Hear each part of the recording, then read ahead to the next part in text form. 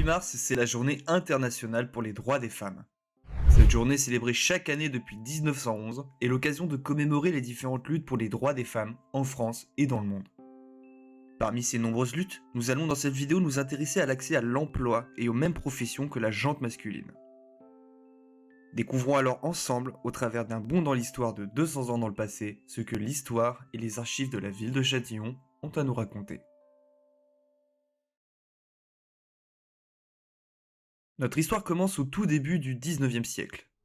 En 1800, Châtillon est un village qui vit principalement de l'agriculture, comme 85% du territoire français à cette époque. Dans les actes d'état civil qui ont été retrouvés, la plupart des femmes châtillonnaises ne travaillent pas, ou alors peu. Cela s'explique notamment par le fait qu'elles ne pouvaient pas se déclarer comme travailleuses, et qu'une majeure partie d'entre elles œuvraient gratuitement.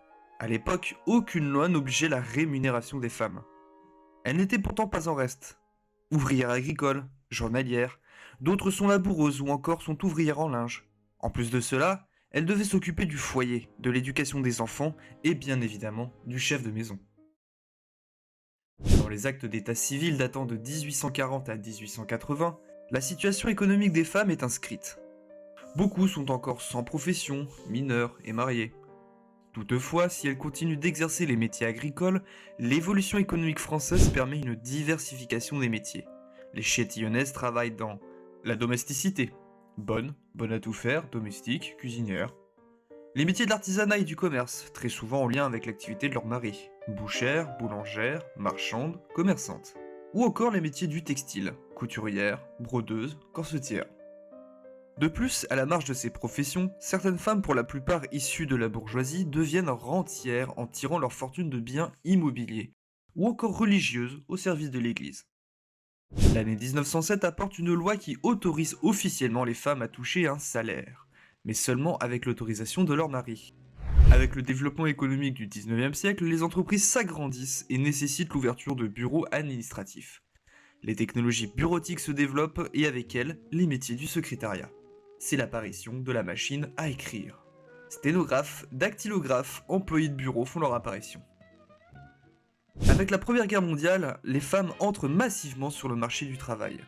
Tourneuses, découpeuses, receveuses ou encore soudeuses, on les retrouve désormais sur les bancs de montage des usines industrielles, tandis que ces messieurs partaient au front pour le salut de la nation. Ce sont les femmes qui faisaient tourner l'économie du pays. À titre d'exemple, en cette période, pour 10 femmes, 4 travaillent dans le secteur de l'agriculture, encore très prenante pour l'économie du pays. 3 sont dans l'industrie, dont 2 dans l'industrie du textile.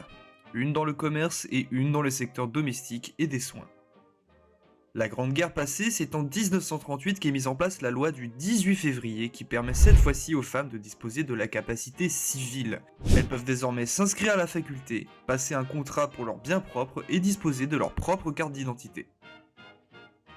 Après la Seconde Guerre mondiale et la signature de l'armistice en 1945, les femmes peuvent désormais se qualifier dans divers domaines et font par extension plus d'études. Les écoles et grandes universités du pays commencent à se remplir de jeunes hommes comme de jeunes femmes. Elles intègrent des métiers liés à l'éducation, comme institutrice ou professeur, aux soins, kinésithérapeute, infirmière, médecin, ou au commerce, vendeuse, serveuse et caissière. La plupart d'entre elles continuent d'exercer les métiers que nous avons cités précédemment. Cependant, la plupart de ces femmes n'exercent toujours pas de métier à responsabilité. L'apanage des hommes reste de mise.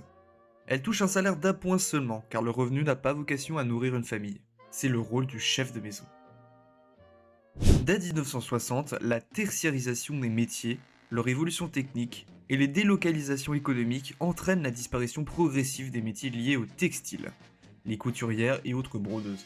Les métiers liés à la domesticité disparaissent également.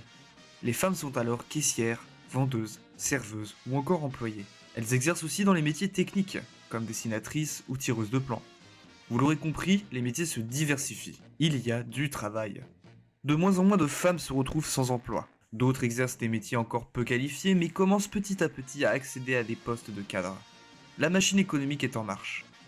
Si en 1965 la loi les autorise à ouvrir leur propre compte en banque et à travailler sans l'accord de leur mari, ce n'est qu'en 1972 qu'est établie l'égalité salariale, le fameux à travail égal, salaire égal. 1980 apporte un tournant dans cette chronologie. Dans les registres d'état civil retrouvés de cette période, les métiers des femmes évoluent d'un grand bond. Elles se qualifient toujours plus, font des études au sein de grandes écoles et accèdent enfin à des postes jusque-là occupés par les hommes, tels que les métiers de l'ingénierie, technique ou juridique. On y trouve désormais 40% de femmes.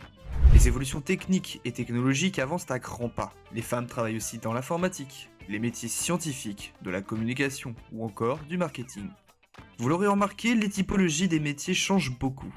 Les femmes occupent des postes de chargée de mission, de technicienne, ou travaillent comme entrepreneuses dans le domaine des arts et des ressources humaines. Certaines deviennent militaires ou encore gendarmes et participent désormais activement à la sécurité et à la défense de la nation. Aujourd'hui, malgré les évolutions sociales, de meilleures conditions sanitaires et une économie désormais bien en place dans le pays, les femmes restent cantonnées à certains domaines. Secrétariat, administration, métier du soin, commerce, métier de l'esthétique, métier culturel, du domaine social ou encore de la petite enfance. Les femmes restent aussi moins représentées par des postes à responsabilité. On dénombrait en 2019 42% de femmes cadres. Sans parler des femmes des 40 plus grandes entreprises françaises, le fameux CAC 40, où elles sont aujourd'hui au nombre de 3. Et malheureusement, les écarts de salaire restent encore importants entre femmes et hommes. En France, les femmes gagnent en moyenne 16,5% de moins que les hommes.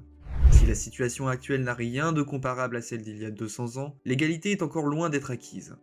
Malgré l'instauration de nouvelles lois promettant de nombreux changements, la pratique ne suit pas encore.